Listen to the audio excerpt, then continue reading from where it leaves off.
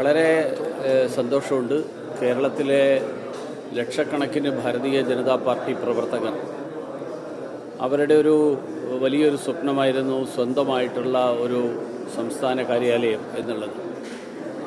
സംസ്ഥാന കാര്യാലയം നേരത്തെ ഉണ്ടായിരുന്ന സ്ഥലത്ത്, വിലക്ക് വാങ്ങിയ സ്ഥലത്ത് അന്നുണ്ടായിരുന്ന കെട്ടിടത്തെ ഉപയോഗിച്ചുകൊണ്ട്